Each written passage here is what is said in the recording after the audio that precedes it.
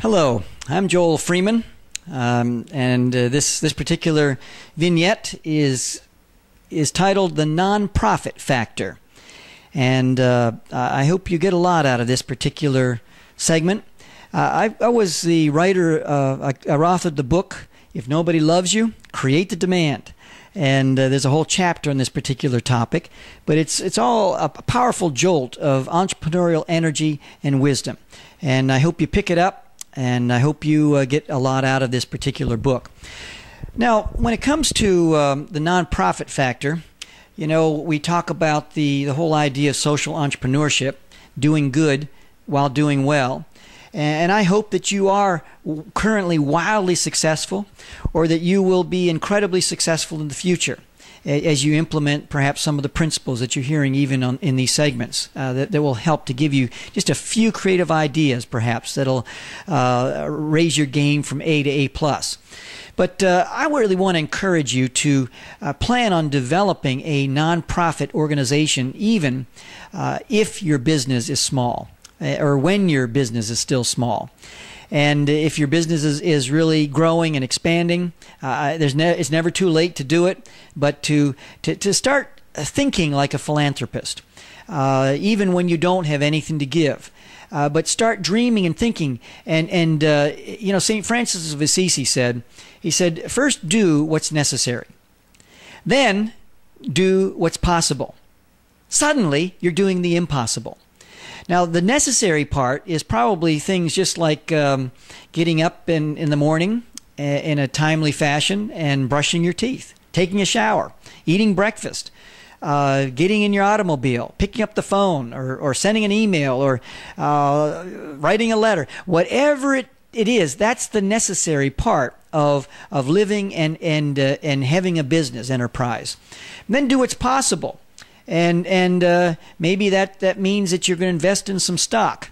And, you know, sometimes when people come to me with a business idea, I say, what's the stock symbol of this particular company? Because I'd like to leverage your hard work and your passion, buy some stock, and while you're working hard along with many other people, I'm not lifting a finger because the stock is working for me. And you're working to help make that stock go greater, go higher. And so, you know, it's the whole idea of doing what's possible. Maybe it's developing some kind of a plan that you implement in terms of marketing. Maybe you hire a teenager. Or a preteen, I should say, someone who is 11, 12, 13, maybe 11 or 12, 10 years of age, to fax for you, to pay them minimum wage and a percentage of anything that comes through in terms of sales. But fax to people. Send out, get 2 fax machines, and they send out, 60, 70, 80 faxes an hour for you. And you set a certain budget, and it becomes something that helps to get involved. That's something possible. And then something that's impossible might be you just start seeing some things collaborate, coming together, and you see the fingerprints of optimism all around everything that you're doing, and people get attracted to you or to your project that you're involved in, and before you know it, you have resources, you have people wanting to help. And the impossible starts happening. Stuff that you could hardly dare to even dream about, it starts happening. It all started with the necessary, the possible, and suddenly you're doing the impossible. Get your family involved if you are fortunate enough to have a family, your kids, your spouse, to think this through with you, to develop a mission, a vision for your nonprofit organization. If you contact me through my website, greatworkshops.com, you can, I'll share with you some wonderful ways to get your nonprofit started, and to be able to develop this in a way that is beneficial to everybody, where people, there are groups that actually will take care of all the reporting, the IRS and the financial stuff for you, provide some fiscal accountability for you for a very minimal amount. It's fascinating, kind of like a mom and pop type of setup for you, so that you can be free to do what you do well and what you're passionate about. And another thing is that when you own your own, you have your own nonprofit organization, you can control where the money goes. If you look at the pie chart of many nonprofit organizations, you see the tremendous amount of money that goes toward administrative fees and costs. And you stop and think to yourself, you know, if I give them $1 and 60 cents out of this dollar is going to pay salaries, there's nothing wrong with that. That's all a part of it. But you can make your nonprofit run lean and mean, and I mean lean and nice, and you can have some things going on that just are incredible. I mean, you can be doing things like adopt a school where you can maybe do some teacher lounge makeovers. I mean, it doesn't cost much, and you can even get Home Depot or Lowe's or a local furniture store involved, and you can say, listen, I'm willing to do put the sweat equity up, the elbow grease, and do all the work. But how would you like to be a part of this? And maybe donate a chair. Another company donates a sofa. Another company donates something else, some plants or something like that. And maybe some other company donates the wallpaper or paint or whatever it is.